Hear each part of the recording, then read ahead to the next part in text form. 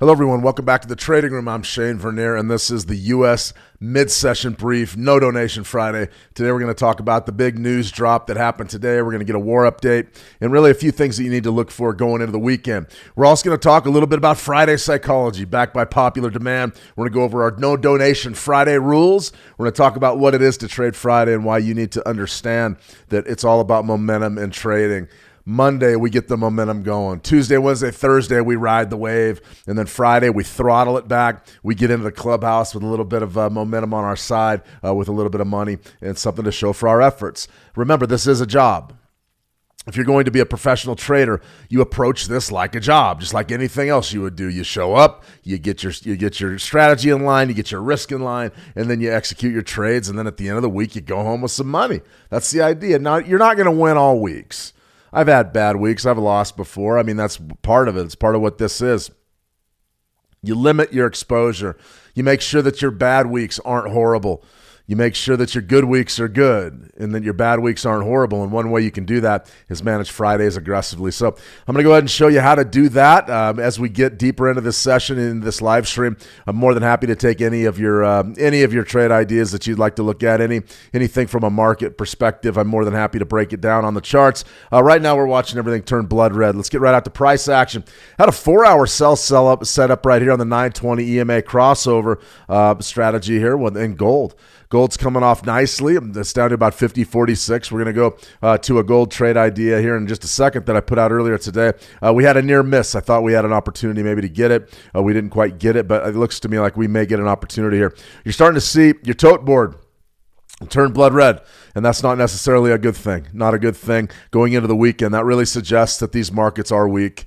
The VIX is down a little bit, down off about 0.5%. That's nothing for the VIX. So the VIX relatively flat at 27. You've also got your stocks are sliding. Right now, gold's sliding a little bit. Oil, not really doing much. It's only up about 0.5%. But the key there is you're getting established above $95, and that is not good. That is not good. That sets us up for a weekend news cycle that could drive things north very, very quickly on Sunday. That's what we saw last Sunday. We could see the same types of things. So good to see everybody back. Let me see Ralph H. Good to see you, Ralph H. Welcome. Bobby Bob, I coach No Donation Friday. Absolutely. Absolutely. Today you're neutral. Nothing wrong with that. Nothing wrong with being neutral on a Friday.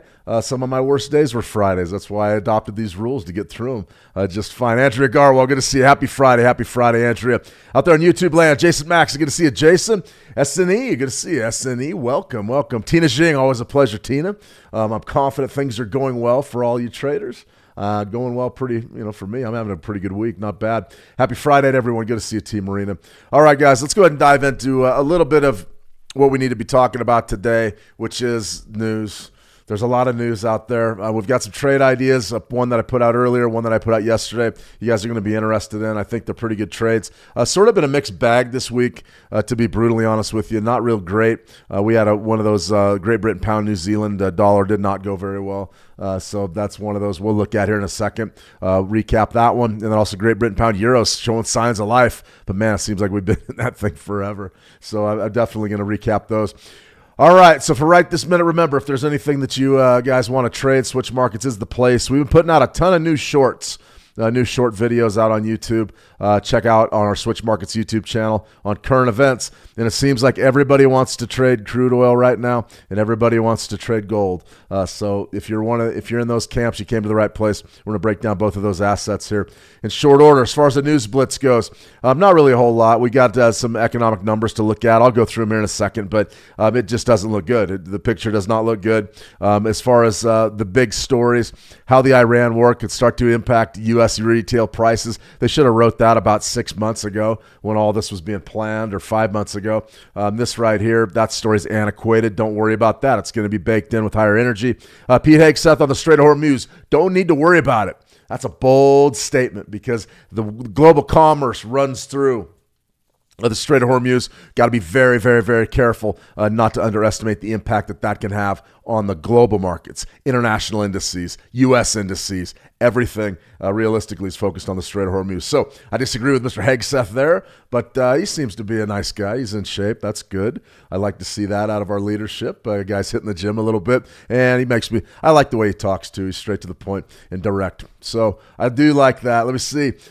Julian, Euro AUD bouncing off a support level. Yeah, let's go ahead. We'll check out the Euro Aussie as well. Anything else that you guys want to look at, be sure to drop them in the live chats. On a side note, before I get started, give a big shout out to the powerful Connor Woods. He used to be a mentor here, and he's working elsewhere, actually in the Middle East. He's in Dubai. Some of you that have been with How to Trade for quite a while remember Connor from about a year back. He would do live streams and things. We would do dual strings with some of the other mentors there. But he is sheltering in place in the UAE in Dubai. So I want to give a big shout out to Connor because he's probably watching today. So if you are, just take it easy, get a little bit of rest, and with a bit of luck, this thing will all be over soon. But good to hear from you the other day. That's always fantastic to hear from folks you work with. It's nice. Turn the clock back just a little bit. So all the best. Team Marina, hey, Connor. Yeah, I think Connor's around. I think he's usually around. He checks these streams out from time to time.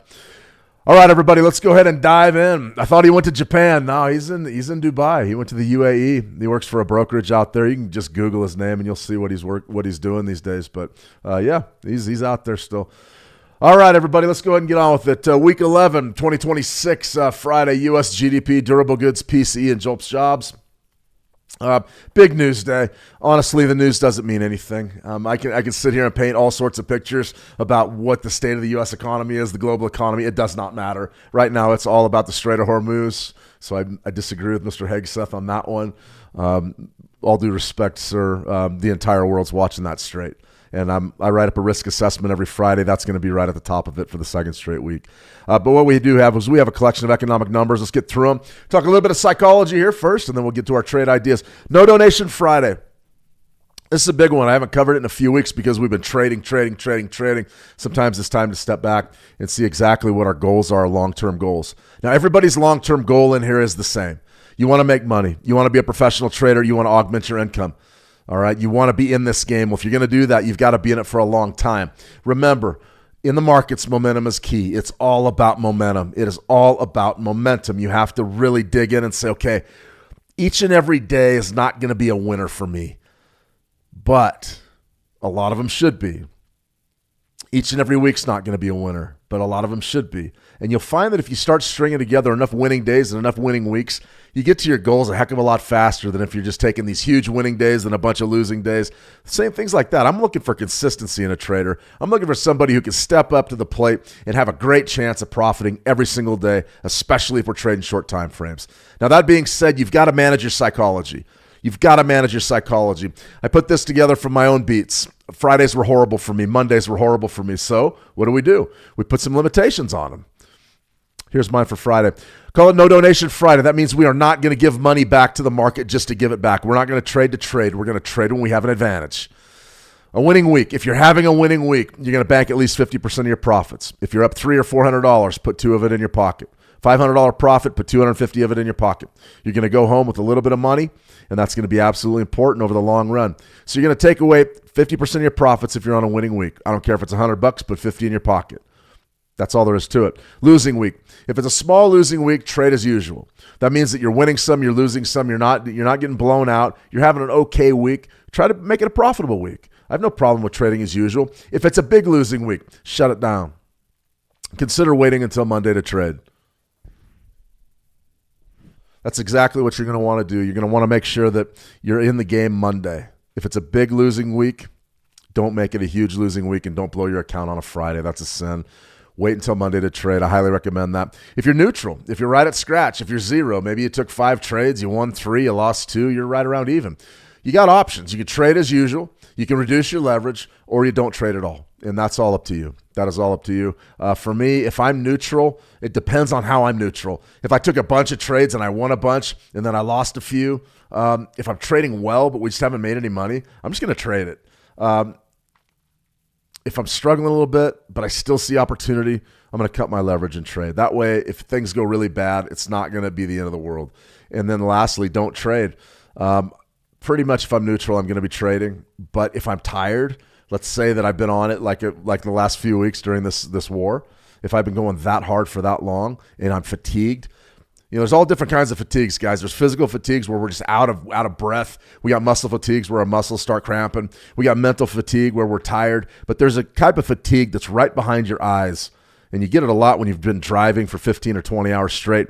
And it's a real deep fatigue.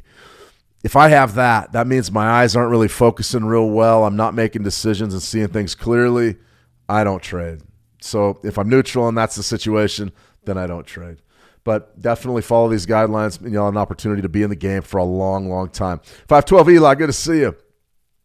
Yeah, Tina, he's doing well. Connor's doing just fine. He was actually really optimistic. They have shelter-in-place orders. They have the interceptors are working well. So he said it's like a mini COVID lockdown. But he was real optimistic and happy. I won't say happy about things because it's definitely changed the game. But yeah, he's doing well. Let's see. UAE is a tax-free country. Yeah, that was the idea, I think. That was the idea. All right, let's get out to mine's not tax-free. Tax day is coming up April 15th, and I actually got to sit down this weekend and work on them. Hate doing taxes. Absolutely hate it. Whatever. That's part of the game, guys. It's part of the game if you're going to do this. All right, so we've got the Euro Great Britain pound trade. That was an interesting one that we put out a little bit earlier. I'm going to go ahead and hold off on recapping this one. It's not necessarily that it's in a bad position. I mean, we could certainly look at it. It's got a nice bounce, but we're right up to about break even. And the big question is where do we go from here? And it's anybody's guess. It really is anybody's guess. We can take a look at basic price action. We've had a little bit. Actually, that's the wrong way. Euro, Great Britain, pound. So essentially what we've got going here is there's our support line in the sand. I'm not going to spend much time on this, but right there, we took a little bit of a draw. Now we bounced back. So we had a high of about 54. Now we're trading 37s. Nothing's happened yet. Line in the sand for us is 27-ish. Entry was 55. Wanted to be real aggressive here. It's up to you. If you're in this trade, you can get out of it. You can hold it. I think I'm just going to hold it. Looks to me like we could get some accumulation, but definitely a swing trade. This thing's taking forever. It's like watching paint dry. So that's probably not the best trade idea ever. I like to be in and out faster. This one's going to be a little bit different. I think we're going to be in and out of this one relatively quickly if it's successful. This is a Euro USD, and what we're seeing today in the Euro USD is just an epic plunge. It really is a big plunge. You remember we covered that 4-hour buy signal on that 920 EMA crossover, which we do have going right here with gold. But for the Euro USD, if you remember it, we had this bullish opportunity, a possible buy. I talked about this, I believe, in the switch markets, the switch on hot picks from last week. This buy, this crossover did develop. So theoretically, that would have been a buy signal. A couple of options with your stop out points. You could go down beneath this swing low, or you could have put it right beneath this signal bar. The bottom line is you've got to cut these things off. You've got to cut these things off because if you don't take the stop out, things are getting bad. Things are getting bad on the euro end of it because the dollar is on the rally. The dollar index is up to about 100. Huge. We'll talk about that in a second as well. But we're coming off big. So what that opportunity right there could bring us is a shot at a macro level of support. Now, when it comes to currency pairs and it comes to something like the Euro USD, I'm big on macro support. Macro support, macro resistance. I find those to be absolutely key levels when it comes to trading anything, really.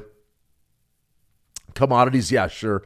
But a 38% level that's this big of a deal, right down there, right around 113.50, that's a big one. So if we do crack the 114 zone, and it looks like we're pushing low in a big, big way. We're off almost 3.25% on the month. We could definitely break beneath 114 and go down and have a look at maybe 113.55. Somewhere down in that zone, I think is probably our bid. So that was our trade idea. I think we're going to go hot at like 61, somewhere in this area, but it should be pretty good. I like this one. I would absolutely love to see this market get overextended in the next couple of days. Really see a nice big break to the bear, and then we're sitting there waiting to grab the bounce. Now, I would get the question, Shane, isn't this? Aren't you fading a trend? Aren't you going against a trend? I'd say, well, a little bit, yeah, we are. I mean, that's the bottom line. That's why we're looking for, about 80 pips on this trade. But you can see our monthly range is getting extended. The uptrend here is still incredibly valid. I mean, it really is. And you're going to go down and check out this demand zone that we tested right around that 114 zone back in August of 2025 in July. So a lot going on down here. I think we have an opportunity potentially to capitalize. Are we fading a stiff trend? Well, I mean, on the daily trend, there it is. Is it trending? Yeah, it's a pretty good trend. It really is. There's sort of your move, your pullback, your move. I mean, you could even say that wasn't much of a pullback. You got a little pullback there, but these are just more compression. Compression about 118 lower. Compression 116 lower. So we're looking at a little bit of action down there at 113.50-ish, 113.60. I think 114 is going to get washed out, but I expect some bidders to be there at 114 as well. Pretty good stuff, though. Pretty good movement on the Euro USD. One other thing that you could do to trade this actively going into Monday's session is if you get today's low. Today's low sets up right there. Perhaps you could be looking to draw Fibonacci there and maybe take a sell up there from 115.25, and that's if we stop from where we're at right now. So this is pretty good stuff. I'm excited. You can actually trade the euro when it's moving. A lot of times it doesn't move, and that'll drive you crazy. That'll drive you absolutely up the wall. But I do like this trade idea. I think it's going to be a pretty good one. All right, let's talk about some news events, and then we'll get on to our gold trade idea, which I do like. I don't have a little graphic for it, but we'll just go ahead and show you just the same. I put it out. That one went yesterday. All right, let's do it. News of the day, a lot of it. So just sort of bear with me. We got a few slides. We're going to burn through it because I just don't believe it's very important right now.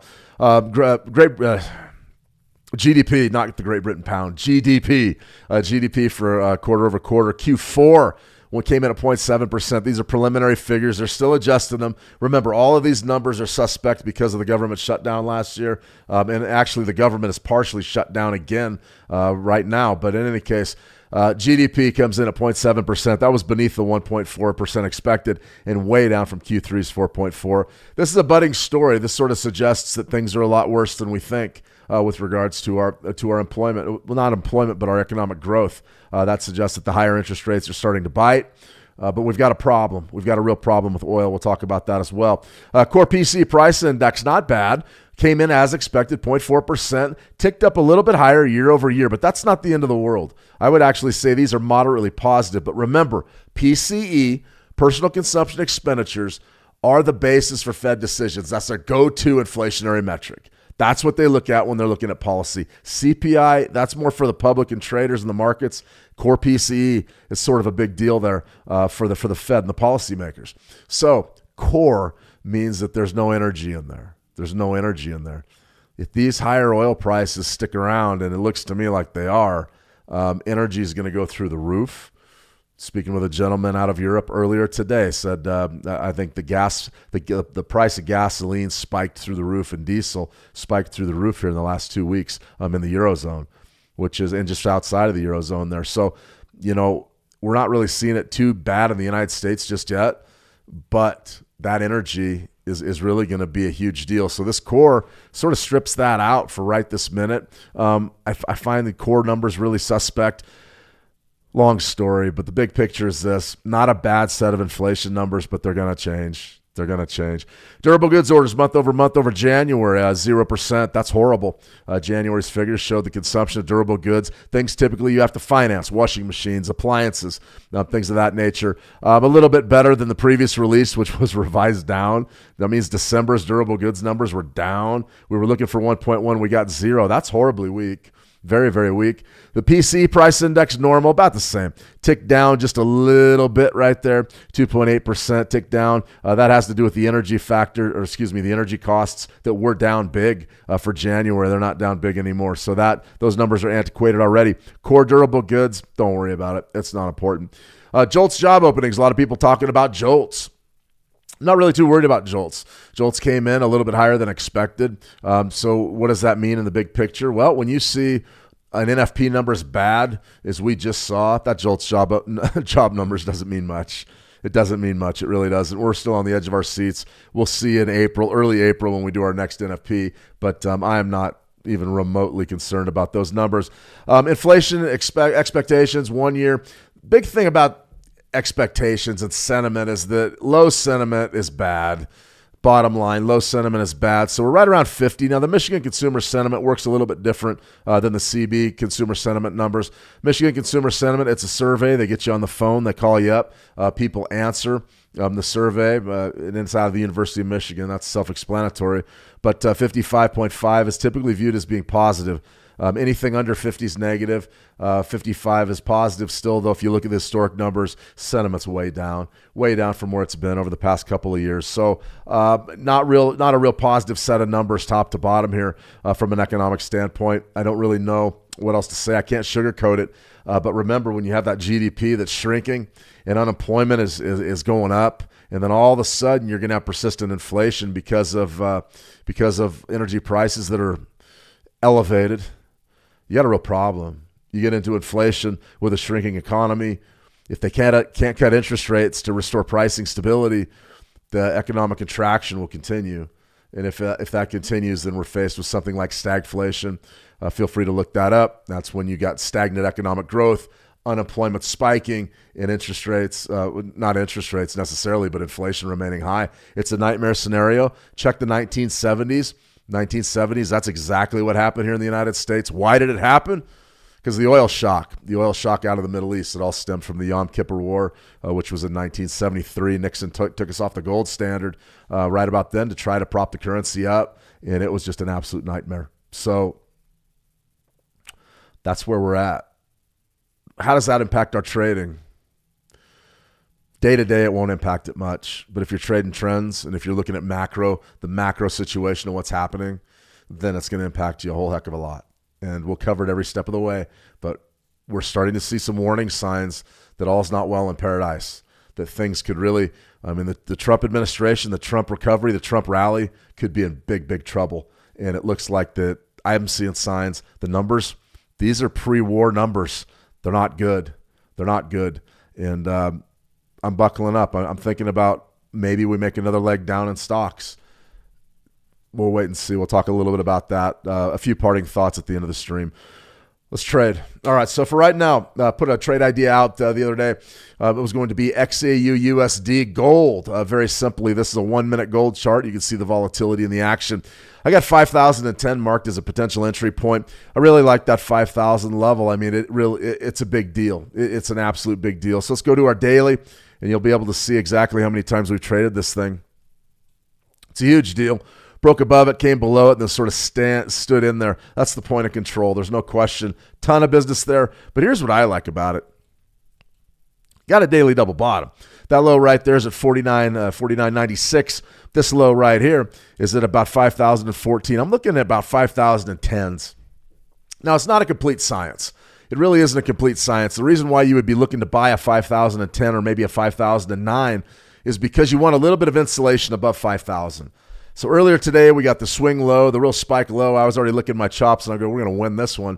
5,019 was the low, so we just missed that by about $9. Still, though, we're in there. We're in the box. A couple of things to watch out for, though, in this gold market. Remember, last week's low is down there at 49.96. I was very adamant about where this market could really turn sour for the gold bugs. What would be the market driver to bring gold down right now?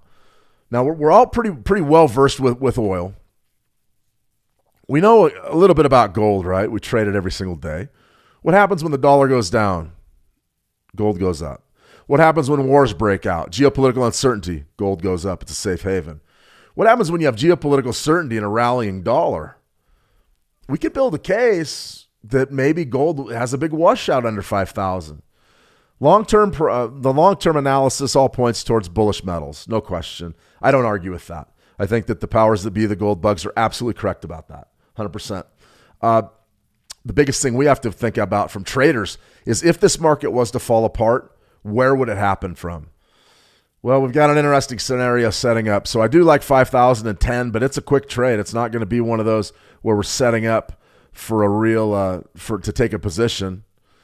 This is going to be a real challenge, guys, because you can see what's happening here. There's last week's low right beneath 5,000. Here's this week. We're trading completely inside of last week's range. If we close above last week's low, then we're going to have an inside bar. And I talked about an inside candle yesterday on our volatility workshop. This could be a serious move. This could be a serious move. So let's say this week's low stays where it is, which is right around 5,014. I'm not sure that it will, but let's say that it does. You're going to get sellers right there at 5,013, right beneath last week's low. And if those sellers generate enough action to take you down to 96, the previous week's low, look out. Really look out below. So from a pragmatic perspective, what I want to do to execute is I want to make sure I have a little bit of insulation. And that's the idea about going long from like right in this neighborhood, 5,009, 5,010. The idea is that, okay, we can get the bid potentially and then maybe get a little wiggle and take our money right out of the market quickly before this can get really bad. Now, you'll notice we don't have anything else on our chart. I don't have a bunch of fancy indicators. We'll pull a colorful chart here in a minute, but we don't have a bunch of fancy indicators up there. That's basic price action. And what that essentially shows us and tells us is that there's a potential breakout brewing because there's going to be 2 stop out points potentially right around that 5,000 level for the retail longs. It's going to be this week's low and last week's low, not to mention 5,000. So is that a risky trade? I'd love to see it go today, and it might. There's a lot of action in there. One other thing we could do here with Fibonacci is just sort of dress up this gold chart just a little bit more. Is something like that. Could show you 78% of this 3-week range, 4-week range. If you do break beneath these lows, it's going to be a significant move. It's going to go down to 49.50, somewhere down in there, maybe even down lower, 48.34, and then we'll start talking about building. And the bidders will be there at some point. I'm convinced of that. But what we're looking to do is execute a real tight trade right before this washout happens. And honestly, I liked it better yesterday when I put it out. I wanted it today. Probably the smart thing to do would be just to pull it and wait and see what happens. But we'll see. Maybe we get it later today. Certainly as a possibility. As far as what we were looking at on the 920 with gold, very, very important that we check out what's happening. Sort of had a bid. You had a buy signal there back on the 10th of March. Got washed out. The beauty of that is if you're playing it tight, you didn't lose much. And even if you were right in here somewhere, you didn't get destroyed with your stop loss. But now the selling is on. I mean, the sell signal right there, 12th of March, pretty good downward move. I would say that 5,000 is still the catalyst for your two-way action. So definitely a lot going on here in this market. Let's see. We've got some questions here. Steve France, it's good to see you. Steve Ralph, I see a question there. Marvel, is it too late? No, you're in. Tina Jing, heard you talk about stagflation last year. Yeah, it's a big deal. If we start to see the economic growth slow, unemployment rises and prices rise, it's the kiss of death for a fiat currency or an economy that's based on fiat currency and consumption. Let me see. Eli, oil is about to explode. Feels like it. It feels like it. It really does. Let me see. Marvel, I was chatting with Grok the other day, and she broke down to me what stagflation was all about and how it affects the market. Yeah, we need to start talking about it. Let me see. Funny Math. Hey, Shane, enjoying the stream, brother. Good to see you. Funny. Welcome. All right, we got a great question here from Ralph. What happens if crude goes to $200 a barrel? Is it possible? Well, first let's visualize. Some folks might say this is a stupid exercise. Trading is largely spatial, especially if you're a chart trader. I'm a chart trader, pattern trader. Look at my indicators. So it's got to be a spatial type of a thing. So Ralph, you're not wrong. Can crude oil go to $200? Yes, but we have to be fully aware of what that means. Price isn't just going to go, oh yeah, we're just going to run up to 200. Something very, very serious is going to have to happen to drive crude oil to $200 a barrel. Now think about what happened at 119, just in our mind's eye. What did the world do? They had to put a tourniquet on the damage. First thing, G7 meets, they said, okay, we're thinking of releasing a bunch of our reserves, our petroleum reserves. The G7 doesn't want to do that. They don't want to do that. They see this as largely a regional conflict, but they do understand that when the energy gets turned off, the entire world economy gets crushed. So if you're in the Eurozone, if you're in Japan, what are you thinking? Prop it up at all costs. Okay, we'll release our oil reserves. Yesterday, President Trump decided that he was going to make some announcements that they were going to release. I can't remember how much it was, 127 million barrels out of the strategic, the SPR. Let me see real fast. What is it? Okay, yeah, 172, so I got it backwards. Trump orders 172 million barrels released from the strategic oil reserve. Now, let's be real clear about what that means. Number one, the SPR hasn't been filled up in a long time, so they have some oil held back, and this is what it's for. It's not much oil, 172 million barrels. I bet you the calculations probably show that'll carry things for like 2 weeks. That would be my guess. That's how much consumption there is. And, the SPR, does that oil stay at home here in the United States, or is some of it shipped to allies? Don't know. Doesn't say, right? So now you've got reserves, oil reserves getting hit all over the place. Okay, the G7's releasing some of theirs. The United States is kicking in theirs. What does that really mean? It means that in the short term, you're going to have a decent supply of oil. Nobody's worried about that. The problem is this. The longer that this war goes on, the more things start to shift economically in Iran's favor. Now, YouTube might take me off for saying that, but it's the honest to God truth. The longer that this thing goes on, the more peril the global economy is in. And it has to do with that energy trade in the Strait of Hormuz. Now, a lot of people aren't worried about the Strait of Hormuz. That's fine. They really do. I hope they have a plan to open that and keep it moving smoothly. There's been talk of mines being placed. It's been mined before. The United States has intervened in the Strait before in the past. I believe in the late 1980s under Ronald Reagan, they went in there hard to really reestablish that as a shipping lane that was going to be sort of unfettered. But make no mistake, Iran has control of the Strait of Hormuz, and they do because of the geography.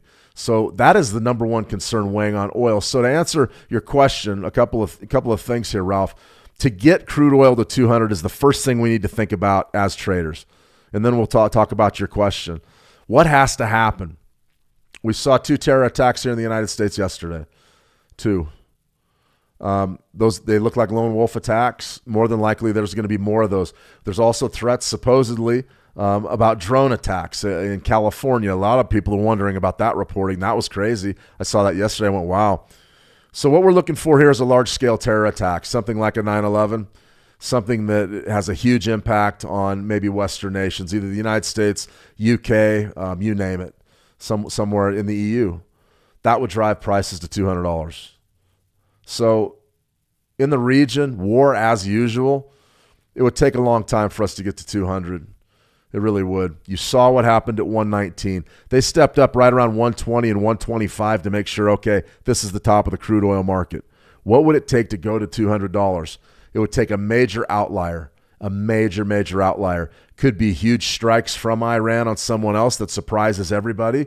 It could be a nuclear weapon out of Iran that nobody thinks they have. It could be a terror attack. Over time, let's say this goes on for another 6 months. Just bear with me. I know nobody wants to hear it, but let's say this goes on for another 6 months. I have flashbacks to COVID. 15 days to flatten the curve is what we were told here in the United States. And all of a sudden, people were being locked down for over a year and a half in some areas. So could this happen over time? Yeah. If it goes for 6 months, what could happen here?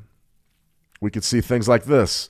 You run up, then you base at 125, and then boom, 150, 175, 200. It could happen, but it would take time, in my view. A lot of people believe it's going to go there overnight. It's going to take a major surprise to get oil to $200 overnight. Now, what's happening right now? We're basing right around 95. That's not good. Remember, last Friday's close was about $92, and we opened Sunday at 103. That means anything can happen this weekend. 95, we could open at 110. We could open at 125. Anything's possible. So to answer your question, what will the world look like if, in fact, we are at $200 oil? The global economy is pretty much finished. If it lasts for any period of time, and I think it could last for as little as 6 weeks, global economy would go into a recession we haven't seen since the Great Depression. There won't be any energy. All of a sudden, nobody will export anymore. There won't be the ability to import. For island nations, that'll be devastation. For anybody that doesn't have any production capabilities, you're going to be in real trouble because there's going to be nowhere to buy the oil from. That is what everybody's worried about. Sinking oil tankers in the Strait of Hormuz and taking that offline for maybe the next 2 years. Something like that would get you up around 200, but it would take time to do. Right now, 12-month chart. January 2008. I was there for that. I remember that. 147, 150. Pretty crazy. That's the global financial crisis. That was the liquidity crunch. All right. Then right in here, I was trading right here, January 2011, up right around 114. Crazy. But look at the yearly range. It wasn't even close to the yearly range we're looking at now. So the volatility, I always talk about Arab Spring back in 2011 when I started. Not even close. Not even close. That type of oil price by here, I was working in the oil field. Oil prices were here. I was working in the oil field by then. So it's going to be a complete restructuring of everything. $200 crude oil will make the impetus for the United States to begin drilling. The oil industry here in the States will expand overnight. They will go to 24-hour production. They will pump as much as they possibly can to the point where there's no way to get it from the wells to the storage facilities, which will be full anyways. The rail, truck, you name it. I've seen it before. Back here, that's exactly what happened, and it was a deep global recession. To answer your question, Ralph, that's a great question, and I know I've droned on too long about it, but it's very serious, and it's one that we have to consider. Now, as far as trading WTI crude right now today, there's your daily chart. That is the biggest day I think I've ever seen on the crude oil market. That's a big one. That's saying a lot, too. What's that, $38 range? That's astounding. A little bit of a pullback here, and then we're just back off to the races. So we've had about a week, about 4 sessions to really understand what's happened. A couple ways to draw your Fibonacci's in this situation. Spike low, spike high, pullback right around 62%, 84, 85. Went right to about 78%, which is at 75. The low right there is 76.43, and the bidders step in. Clearly, we're bidding quarters. 75 is going to catch bids. I think that we could very easily close it at $100 here for WTI today. Do I want to be long or short? What's today's high? Today's high is 98.09. What was yesterday? Yesterday was 97. We've already traded above it. Watch 98. If we break above 98 late in the day, it could be a big issue. As far as intraday price action for WTI crude, I know I'm spending a lot of time on this, but it's very important. This is what runs everything. So let's go ahead and turn on our TPO charts. Point of control. 95.98 coming into yesterday. What's today's point of control is right there towards the bottom end of yesterday's value. So we're trading right at that value area high. Take a look at what's happening here from a basic perspective. Value high from yesterday's where? Right where we tested the top. Tested the top, rotated back down. Bidding as soon as the volume got back in the markets. That's absolutely huge. It feels like, the observation right there was made by 512 Eli that we're going higher. We're going higher. It's just a question of, where do we get in at? To me, the point of control is still back down in this zone somewhere right there for today's point of control is right around 95.44. Maybe we're fortunate and we rotate back down and close at 95. That would actually be a very bearish signal for crude oil. That's for sure. But right this second, if we go up, if we break out to the top side, if it closes above 98, you're going to open at like 105 or 107 on Sunday, unless somebody comes out of a cave with their hands up. That's the truth. That's for sure. Let me see. I got some questions here, and then we'll go ahead and take a look at any markets that you'd like. I'm sort of an open book today. We've covered gold. We've covered oil. Those are the big ones. We could look at some of the indices. We're starting to see some real stress fractures. In like the US 100, US 30, US 500. Boy, our US 30 trade, right, selling 50,000 definitely looks to be the play. A lot of folks did it. Let me see. Okay, I got questions everywhere. Let's start with Steve Francis over here in the How to Trade trading room. Would the U.S. not buy Russian oil to keep the lights on? I tell you what. I think that if the situation gets bad enough, all bets will be off. All bets are off. You'll see new treaties signed. You'll see resolutions signed. If you need oil bad enough, it's funny who becomes your friends, right? I think for 100% that would be on the table. 100%. It's good. It's a really good question, Steve. Personally, I think that the money dictates everything, and I think that you could definitely see all sorts of limited sales or anything. Look at that, test at the top of that value area right there, right around 97.25. Fascinating stuff. That's where your breakout will begin in the next hour or so. If it's going to happen, it's going to launch from right here. And if the top of value holds, then maybe we trade back down to 95. It's good stuff. What a market right now. All right, let me see. Funny math. Do you think holding physical gold is better than holding stocks? Well,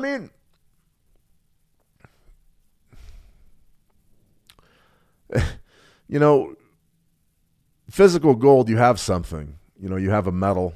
You have something that theoretically you could barter with. The old timers, when I was growing up, they all held physical metals. And they said, well, I've got something that's, it's never been worth nothing. So you could theoretically trade your gold for food, ammunition, whatever you needed if everything broke down. That's the way that they viewed gold. I don't view it the same way. I think that if you're in a position where you're trading bars of gold for something and things are that bad, you're probably not gonna last very long anyways. You'll just be the guy holding the gold for the next guy. So I've always sort of been partial towards I've always been partial to paper assets as opposed to gold. But physical gold, I would never tell anybody not to hold it.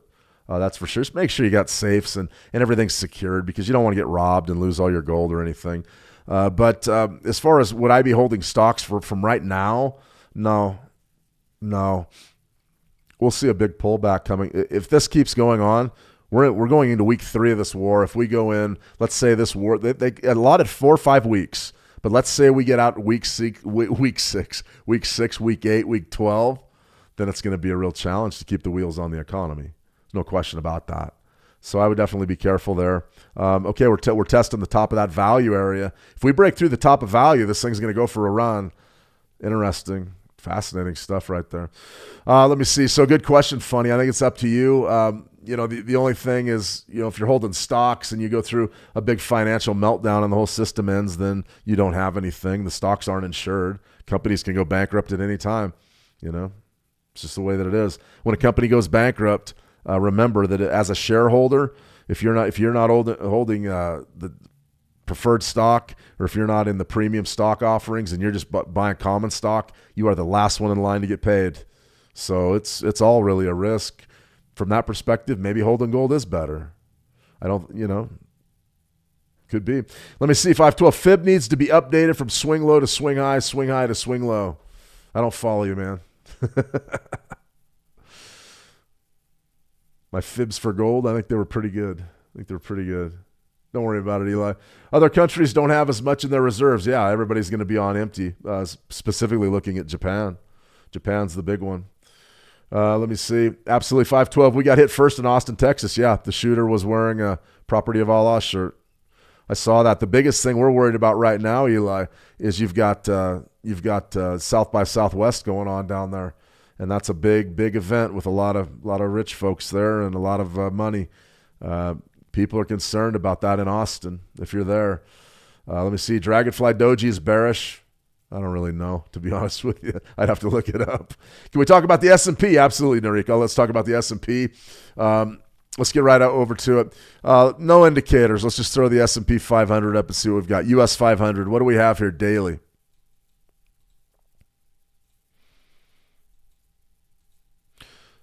Just a pure price action. Daily chart. Definitely looking at those lows, those Monday lows. That's a big level. So those lows really showed us what the S&P was capable of to the downside with regards to $120 oil, $119 oil. Oil was way up, stocks crashed, and then they bounced later in the day when you got reassurances from Trump that, well, this thing's almost over. Well, it's pretty much over. And then you heard everybody oil reserve talk, and everything was about propping the oil market, keeping a lid on it, and propping stocks up. That's exactly what you saw there. So if I'm trading the US 500, I'm looking there and I'm saying, okay, bottom of that range is very important because that's where the bidders really were. The rest of everybody sort of bailed, but that's where the bidders were. When the rubber hit the road, where did the bidders step in? They stepped in down there at about 65.79, right over 6,500. So that's absolutely key. I would definitely have that marked on my chart. That'll be this week's low. As far as where we're at on a monthly progression, interesting stuff. I mean, we were in an absolute log jam after that test of 7,000. So your 7,000 was right up there. The sellers stepped in. They won. And now what are we looking at? We've got a Fibonacci sequence that goes right there from that panic, that April panic, the tariff panic of April of 2025, this area right here, right from those lows, and then it just turned into a winning streak. And now we're starting to get into the deep water. Now government shut down, Epstein files, and now we're talking about all these factors that are just external to what we should be talking about, which is economic growth, interest rates, things of that nature. And we really had a market that's stalled out. It's stalled out about the last 4 months. So now the downside of this thing, a lot of folks are starting to believe, and I'm becoming one of them. So can you short from here? We would have to get a better trade location. We'll look for one in a minute. But what are we doing right now in this month? Down big, spike low. This is where your Fibonacci's need to begin. It's down there, and you go right up there to that spike high, which is right around those all-time highs. This isn't exact. So where's your kill zone? There's a lot of room in here. There's a lot of room to sell off down to like 6,100 or 6,173, 6,200. That's absolutely huge. So if we're looking at something like the US 500, does this thing have room to the downside? Yeah, it has a lot of room to the downside. But like we just talked about for WTI crude, what has to happen for this market to really come off? Are we going to see this thing trickle down through the rest of this year maybe? Possible. You're going to need some big market drivers. Stagflation's one of them. You keep seeing the lagging economic growth, spiking unemployment, and persistently high inflation. Yeah, you're not going to have much growth in the equity sector. You're not going to be able to cut interest rates the way you need to cut them to really get that boom going that everybody wants to see, especially everybody in Washington, D.C. wants to see.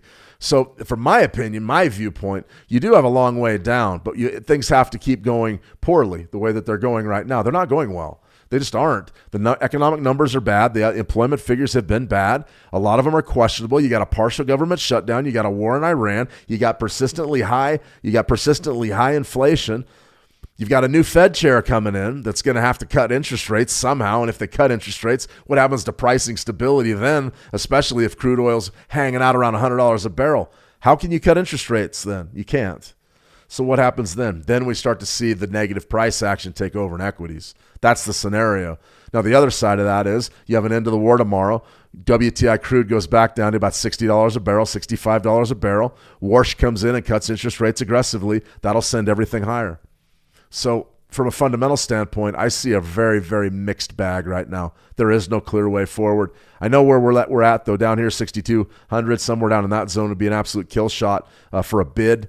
As far as what could we expect to do in the short term, well, let's go ahead and take a look at our daily. Interesting. There's your lows, your panic lows. Key level, huh? 78%. I mean, look at what's happened. Boom. Came back 38%, got a little bit of a bounce there. Hit 62%, got a little bit of a bounce, and now we're bouncing off of 78%. This is going to be big. This is going to be a real important to the trading week next week. If you see crude oil gap up on the open, then you're going to see these stocks go down, and we really see the scenario for a major washout underneath 6,500. We really do. So we've got to be patient with the S&P 500. I am not, there's an old saying, fools rush in. I'm not really interested in taking a position just yet. This right here, though, nice, beautiful bounce off of this 78%. Let's go to our futures contract. Let's go to our E-mini S&P 500 futures. Okay, you've got basically the same price action as that US 500 CFD. How many? 1.67 million contracts changed hands today. That's epic. That's epic volume. That's huge participation. Look at that, bounced right off of that. Let's go down to a 30-minute chart.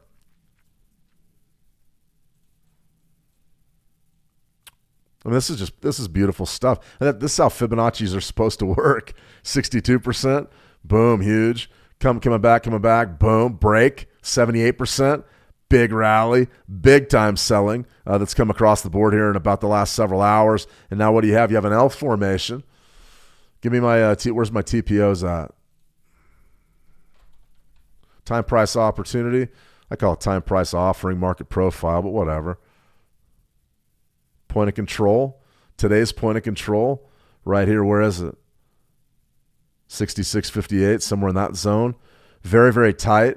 A while back, I talked about a B formation, as in boy, capital B.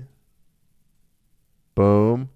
Sort of a void in here, and then boom. The idea is that this void gets filled in. If you do see a rally, then that's probably where it's going to come from. You're going to rally right up here and maybe close right up in this B area. Really tough to say, though, as far as where do we go from here. Now, if you take off those long-term Fibonacci's and you just take a good look at your market profile here, your TPO chart, what do you have? You got your top side of value, downside of value, point of control. Point of control is outside of the lower bounds of the value zone. What does that mean? It means you got a pretty good intraday trend here in the U.S. session coming off. Definitely an L formation, so nice move there, right? What does that mean? It's extremely bearish. It feels like everybody's waiting for the other shoe to drop with crude oil. We failed right there. We're right at $98. It feels like that if we close up above 100, there's going to be some late day selling in this market, the S&P 500. However, The Fibonacci trades, the easy ones are already gone. We know that. What could we do right now? Well, you could either buy it or sell it, right? Or do nothing. I wouldn't do anything. The news too much. Okay, here we go. Now we're driving south. Now we're breaking south. 64.44. Okay, so we could definitely see a move right now. Let's pull up that. What are we, daily? No. Yeah, let's pull up that daily again.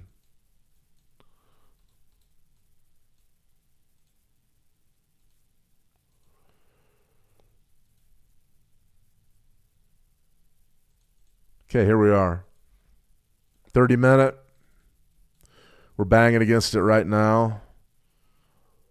Buy it, market. Just take a shot on a buy it, market buy. Horrible fill. We're late to the party, no question about it. 12.50 a tick.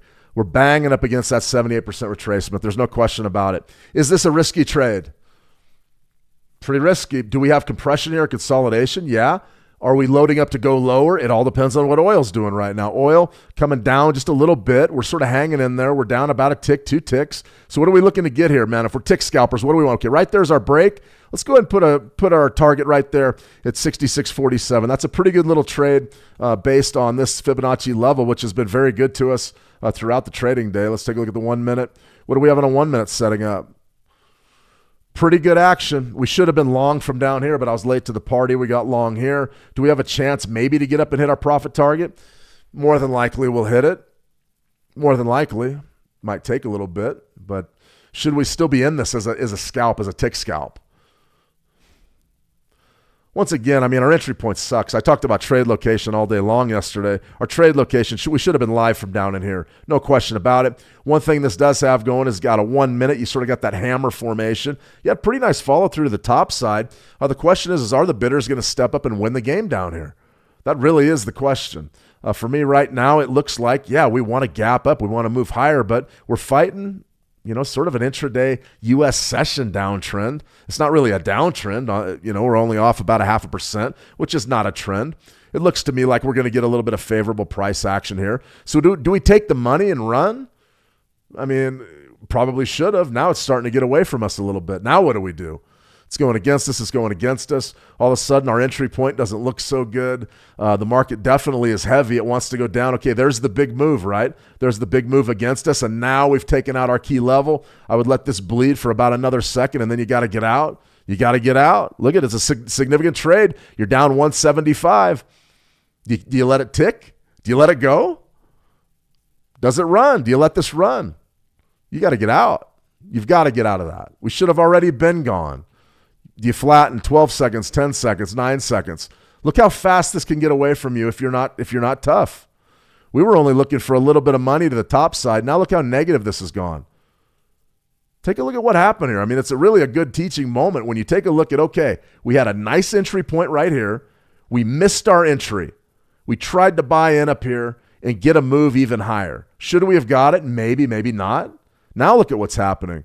We didn't cut the trade off. It should have been cut right beneath that, right at break even in this instance. Now the thing's running against you. How do you get out now? Now the market's really turning, really starting to eat you up. You can see in the markets how a little problem gets to be a big problem. One of our fears as traders is that we look at the board right now and say, God, I don't want to cut it off because if it bounces up and it rallies, I'm going to miss out. I'm going to take that loss. And then I'm not going to get the profit either. So we're still in this trade.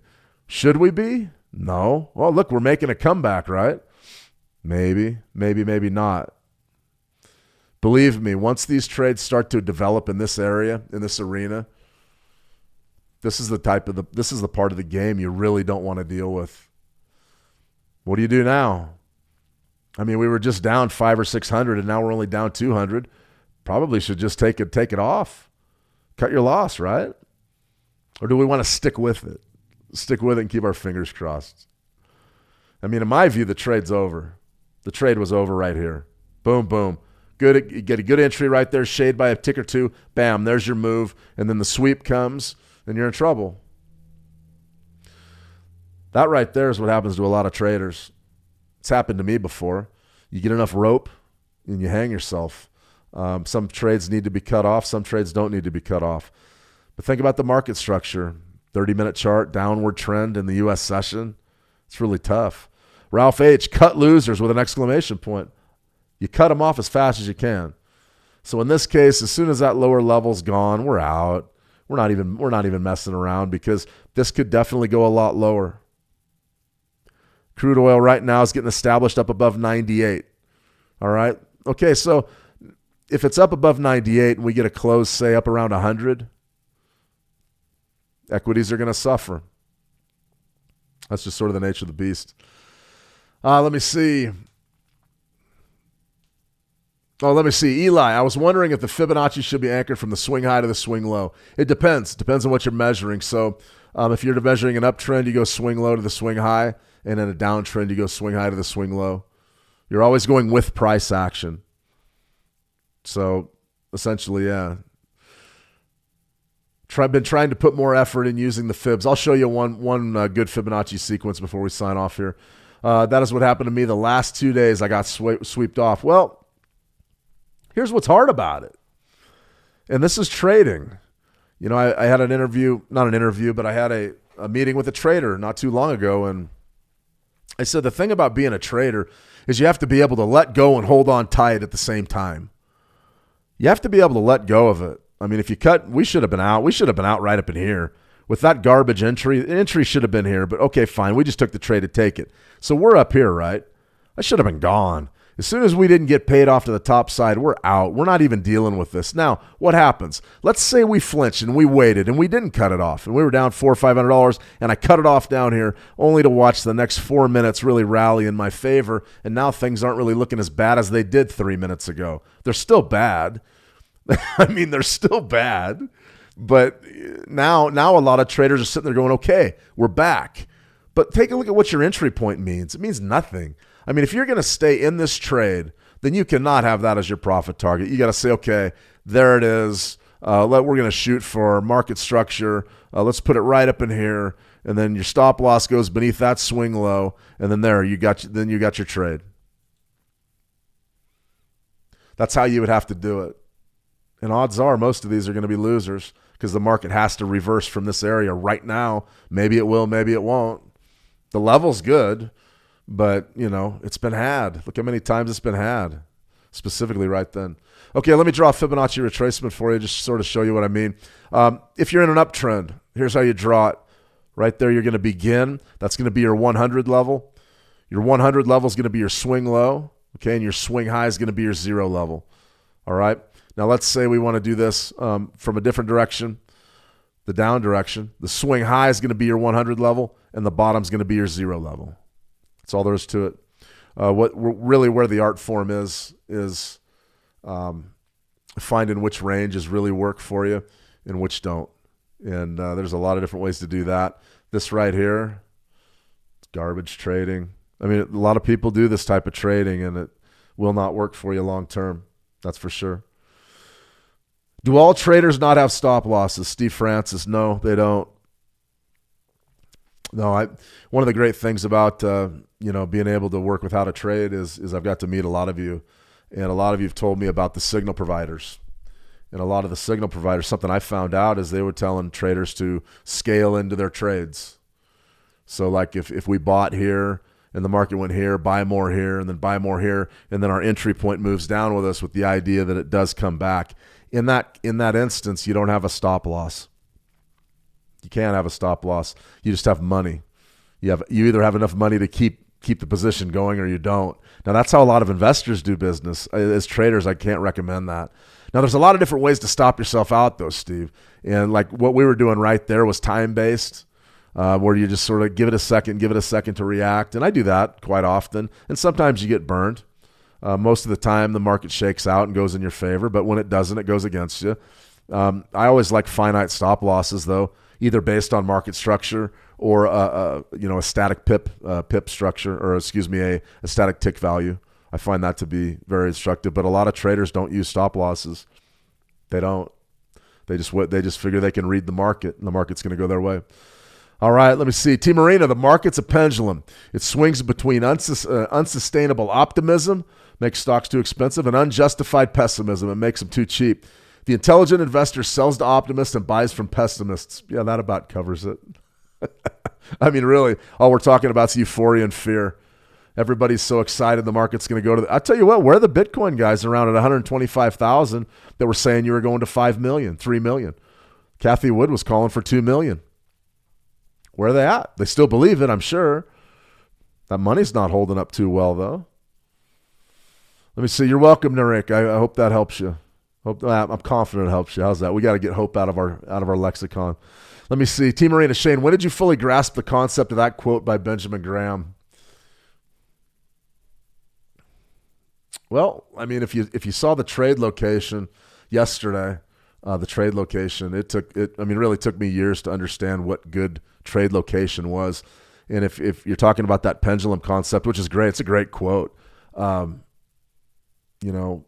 Price, your charts can essentially show you that. I just really get upset when people pull a 1 minute chart and say, okay, what is this? This is unsustainable optimism. I call it euphoria. This is euphoria, and this is fear of panic. You can't do that on a 1 minute chart because the ranges don't really work. Longer time frames. That's why I base everything on longer time frames, because that's when you can really find that concept really works. You can see what euphoria is. Was it euphoric buying crude oil at 119 last Sunday? Yeah, I think it was. Oh, let's go to 150 and 200. It was a great question from Ralph. He says, what happens if we go to 200? I've heard $200 crude oil for really every day. People in the media have been saying that. So I'm sort of really going, okay, well, what does all that mean? 119 was euphoric? Yeah, it was. Who was selling the S&P 500 at the bottom on Monday? People that were in a panic. They're panicking. So it took me years to figure that out, because I always thought that I was sort of taught that a chart's a chart. That's not true. A 1 minute chart is not a daily. A daily is not a weekly is not a yearly. So understand that. Long to short are important, just in the sense you can identify key levels and understand, hey, when is something really overbought or oversold? Was the Dow overbought at 50,000? You got to remember, and it's a good point, T, and it speaks right to your quote there. When the Dow was at 50,000, Trump was out there saying it's going to double. Remember that? That was only 3 weeks ago. So was it euphoria at 50,000? Yeah, it was. In my view, you're at 46,000 now. Well, we had a war, and I said still though. But it's a great point. But it took me years to figure that out, what overbought and oversold is. It took me years, truly overbought and oversold. Years. Absolutely, Eli. You're welcome. So I hope that helps, T. Scaling into a trade is so risky most of the time. Yeah, losers beget losers beget losers. So sooner or later, you're going to run into a loser that'll wipe you out, dollar cost averaging. I hung a poster on my wall with this quote. It's a good quote. It's a good quote. Don't buy the highs, don't sell the lows. The truth is we can still do good business in the middle. We can do good business in the middle. And that's what a lot of traders do. They trade the middle. I try to trade the middle whenever I can. That's where the market profile stuff comes in. All right, let's have one last look at our pet rock here. Is this a good trade? It's horrible. The way that we executed that. And it still might go up and win, but this is a textbook example of a short-term quick hitter becoming a day trade. That rarely works. I mean, it rarely works. The market has to reverse in our favor. It may not. But one thing's for certain, this line in the sand's important. Got washed out, came back. Now it's resistance. Now we're breaking above it. Potentially could rotate up and get a profit. For me, I think it was a really poor trade. Not good trade execution, just because we missed our initial entry. We could have nailed that, missed it. Now, you're just hoping if you're still in it, you're just hoping the market goes up. Come on. There's no reason to believe it's going to go up.